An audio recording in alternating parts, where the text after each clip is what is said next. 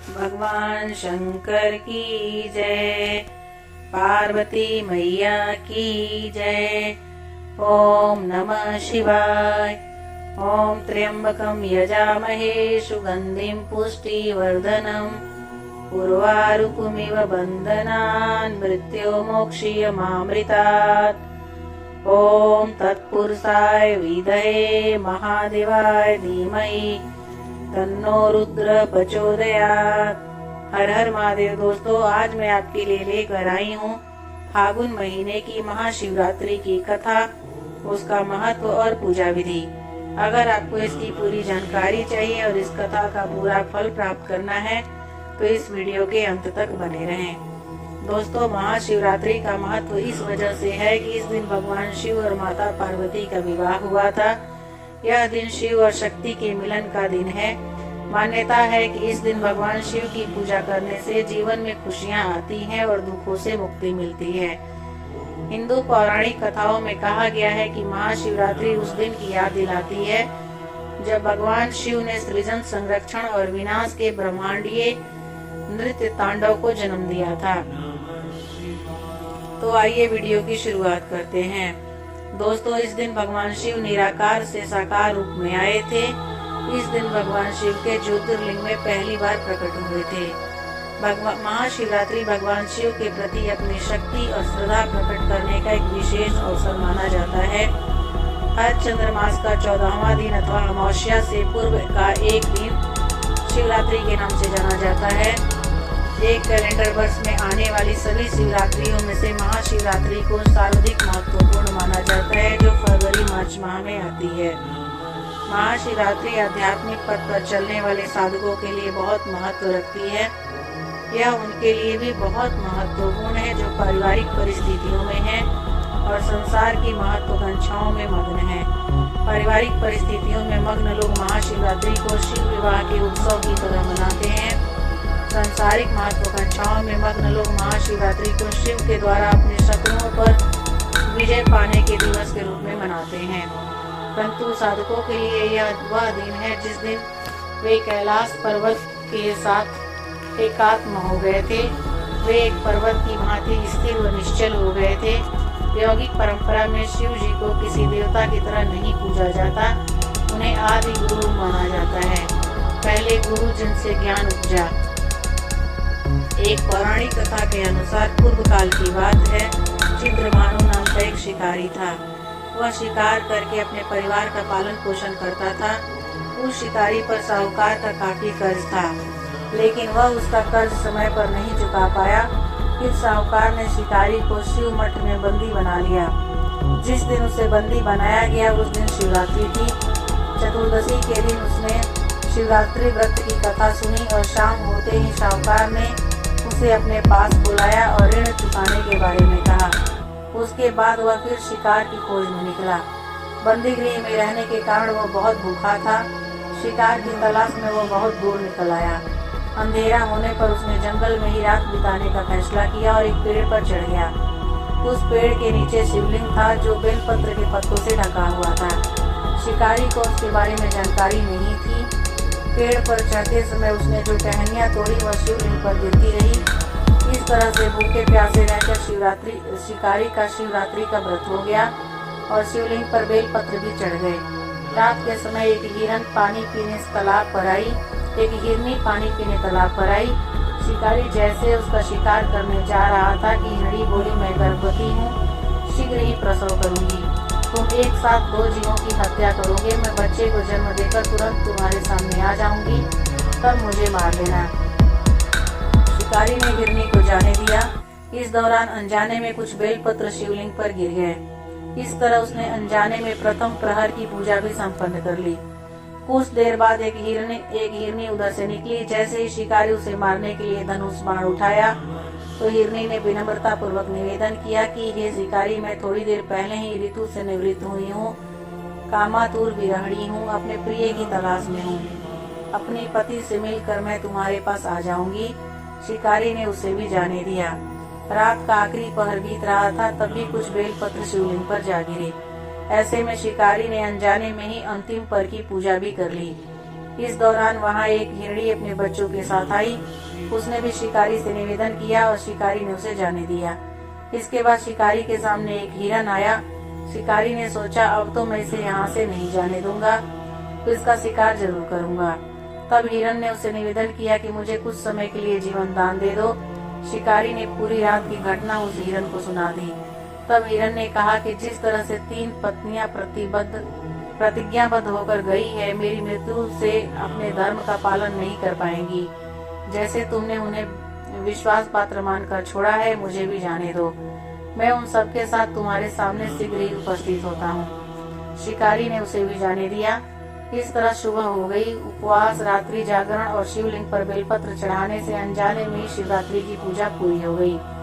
लेकिन अनजाने में हुई पूजा का परिणाम उसे तत्काल मिला। थोड़ी देर बाद हिरन और उसका परिवार शिकारी के सामने आ गया। उन सभी को देखकर शिकारी को बहुत ग्लानि हुई और उसने पूरे परिवार को जीवन दान दे दिया। अनजाने में शिवरात्रि व्रत का पालन करने पर भी शिकारी को मोक्ष की प्राप्ति हुई। जब मृत्यु काल में यमदूत जीव को ले जाने आए तो शिव गणों ने उनके पास उन्हें वापस भेज दिया और उसे शिवलोक ले गए। शिव जी की कृपा से चित्रभानु अपने पिछले जन्म को याद रख पाए। शिवरात्रि के महत्व को जानकर उसका अगले जन्म में भी पालन कर पाए। दोस्तों, महाशिवरात्रि का दिन भगवान शिव के आशीर्वाद को प्राप्त करने का दिन है। इस दिन व्रत रखते हैं और शिव परिवार की पूजा करते हैं। पूजा के दौरान महाशिवरात्रि व्रत कथा को सुनना फलदायी होता है। एक बार माता पार्वती ने भगवान शिव शंकर से पूछा कि आपकी कृपा पाने के लिए कौन सा सबसे सरल व्रत और पूजा है। तब भगवान भोलेनाथ ने माता पार्वती को शिवरात्रि व्रत की महिमा, व्रत और पूजा विधि बताई। दोस्तों, ज्योतिष शास्त्र के मुताबिक फागुन कृष्ण चतुर्दशी तिथि में चंद्रमा सूर्य के नजदीक होता है। उसी समय जीवन रूपी चंद्रमा का शिव रूपी सूर्य के साथ योग मिलन होता है। सूर्य देव इस समय पूर्णतः उत्तरायण में आ चुके हैं तथा ऋतु परिवर्तन का यह समय अत्यंत शुभ कहा गया है। महाशिवरात्रि साल भर में एक ही बार मनाई जाती है। फागुन मास में कृष्ण पक्ष की चतुर्दशी को भगवान शिव और माता पार्वती का विवाह हुआ था। इसलिए इस पर्व को शिव और पार्वती के विवाह के उपलक्ष्य में मनाया जाता है। यानी महाशिवरात्रि साल में एक बार, तो वहीं शिवरात्रि हर महीने मनाई जाती है। दोस्तों, फागुन माह में कृष्ण पक्ष की चतुर्दशी तिथि को शिव जी और माता पार्वती का विवाह हुआ था। इसलिए यह महाशिवरात्रि खास है।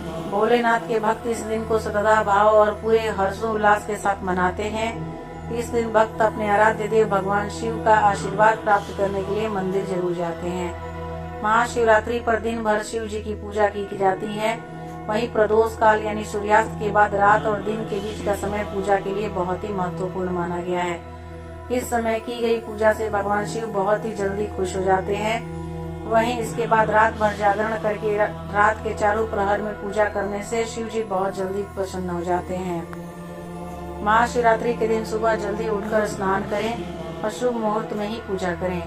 इस दिन रात्रि के चारों प्रहर में भी पूजा की जाती है, लेकिन निशिता मुहूर्त में पूजा करना सबसे शुभ होता है।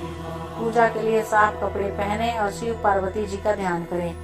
आसन लेकर बैठ जाएं, एक साफ स्थान पर चौकी रखें और पीले रंग का कपड़ा बिछाएं। चौकी के ऊपर शिव पार्वती जी की प्रतिमा स्थापित करें। मंदिर जाकर भी आप शिवलिंग की पूजा कर सकते हैं। सबसे पहले शिवलिंग का गंगाजल, कच्चे दूध, गन्ने का रस, दही आदि से अभिषेक करें। फिर घी का दीपक जलाकर विधि विधान से शिव जी और माँ पार्वती का पूजन करें। शिव जी को चंदन का टीका लगाएं और उन्हें बेलपत्र, भांग, धतूर, फूल, मिष्ठान आदि सभी सामग्रियां अर्पित करें।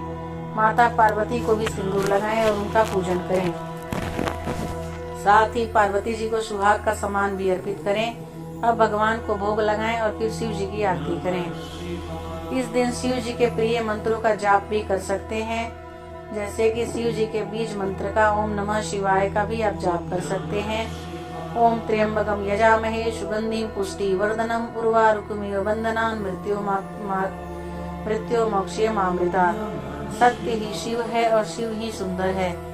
तभी तो भगवान आशुतोष को सत्यम शिवम सुंदरम कहा जाता है। भगवान शिव की महिमा अपरंपार है।